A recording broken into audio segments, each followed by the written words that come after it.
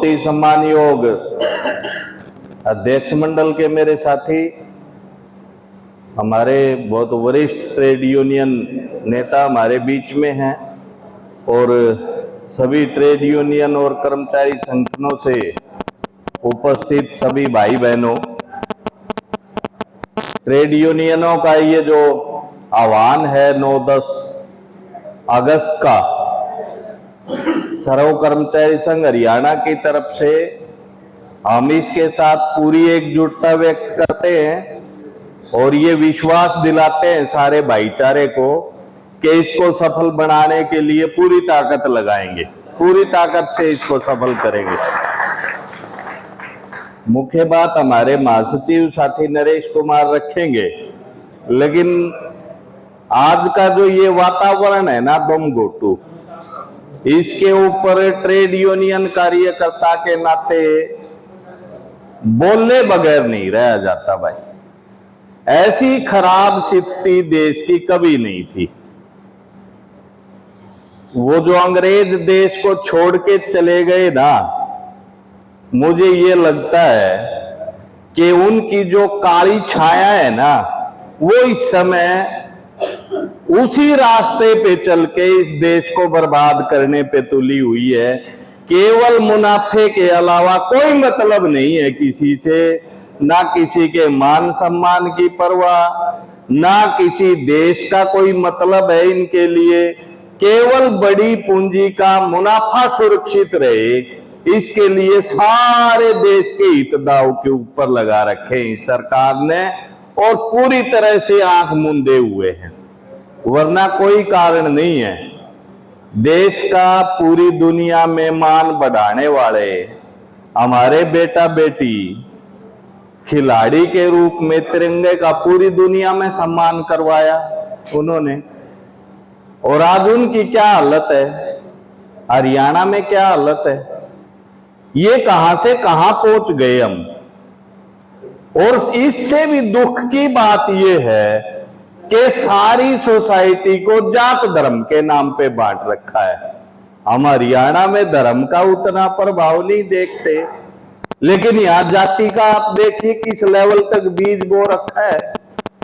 जिन तबकों से हम आते हैं, मजदूर और कर्मचारी, वो जात के ऊपर इतनी भयंकर तरीके से मतलब बटा हुआ है कि वो इस बात के ऊपर बहस जारी कर देते हैं कि एक अपराधी की गिरफ्तारी होने के लिए क्या सबूत चाहिए, आम के बीच में खुला छोड़ा। यह बहुत खराबतम स्थिति है। कोई एजेंसियां काम करती हो देश में, कानून का शासन हो, संविधान की कोई बात हो, तो ऐसी खराब स्थिति हो सकती है क्या किसी देश की?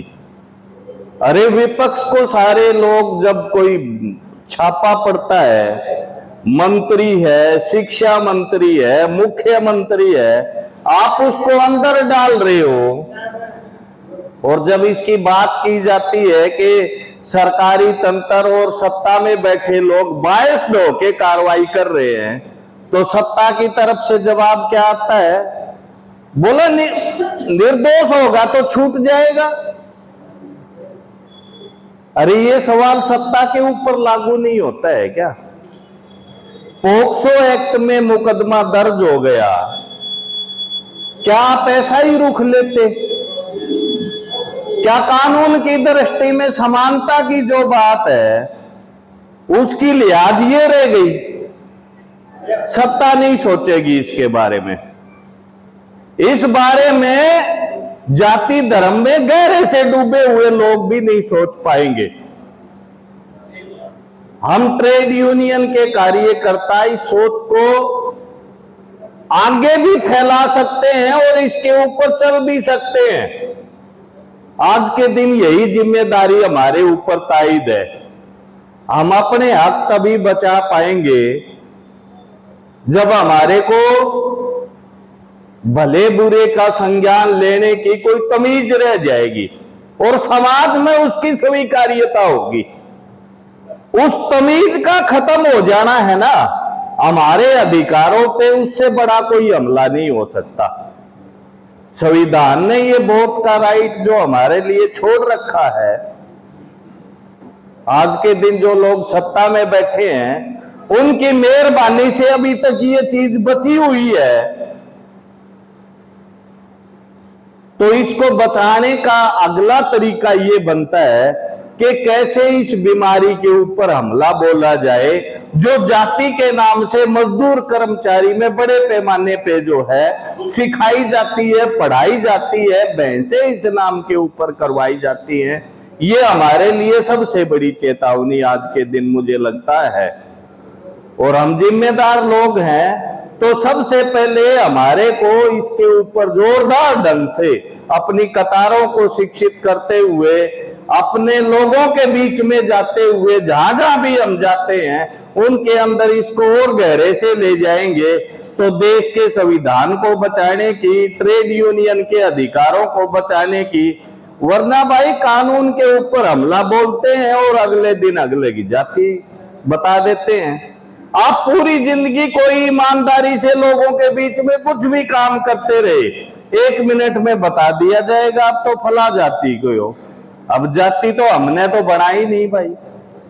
जिस सिस्टम ने जिस समय पैदा की थी उस समय भी उसके कोई निहितार्थ रहे होंगे।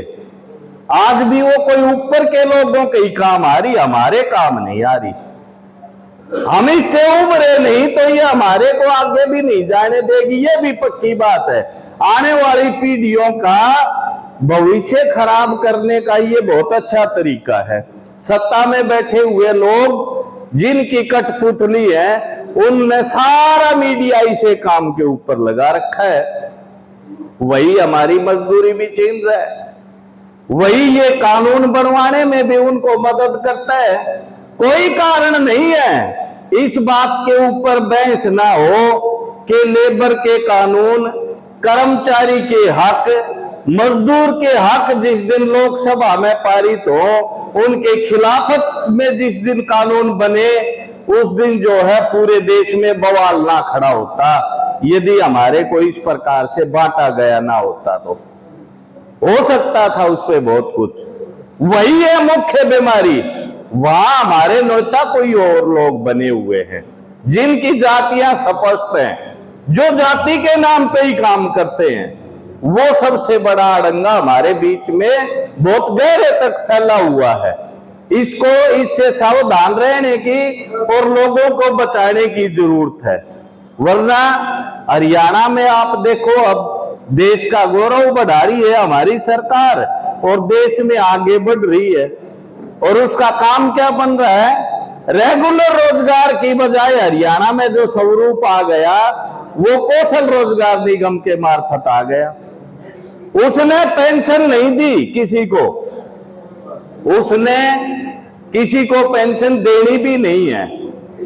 बुढ़ापा पेंशन से कर्मचारी की अपनी नौकरी के द्वारा अर्जित पेंशन मुंह दिखाने लायक नहीं है। पेंशन नहीं कहा जा सकता उसको। बुढ़ापा पेंशन 3,500 रुपए और कर्मचारी की पेंशन 578 रुपए। ये शर्म की बात है। और भुगत रहे हम सारे लोग मिलके एक एक चीज। अब आप देख लीजिए कि भाई महंगाई कहां से कहां पहुंच गई। और ये जो 10,000 का आंकड़ा है ना न्यूनतम वेतन पे, तो हरियाणा में ये ऐसी लक्ष्मण रेखा है, खट्टर ना गया तो हो सके यो पारे ना हो। आगे नहीं बढ़ने देना चाहते, मजदूर को कुछ मिल जाए ये बर्दाश्त नहीं करना चाहते। किसी भी लेवल पे लगातार कटौती है उनके अधिकारों में। तो निश्चित तौर पे ये तमाम एजेंडे जो ट्रेड यूनियन के लोगों ने हमारे सामने रखे हैं, पूरे देश में एकजुटता इसके खिलाफ जो बनी है, कर्मचारी संगठन, मजदूर संगठन, सभी लोग मिलकर, किसानों के, मजदूरों के, सब लोग आगे बढ़ेंगे तो हमें ये उम्मीद है जो जनता के साथ कर रखा है ना उससे छटपटाहट बहुत है नीचे। कोई नेतृत्व चाहिए, लोग निकलना चाहते हैं इससे आगे। मुझे ये उम्मीद है ये जो समय बना है ये अवसर जो हमारे सामने उपस्थित हुआ है, इसको लेके हम आगे बढ़ाएंगे और ये जो आने वाले समय के कार्यक्रम है, इनको हम सफल बनाने में पूरा योगदान देंगे।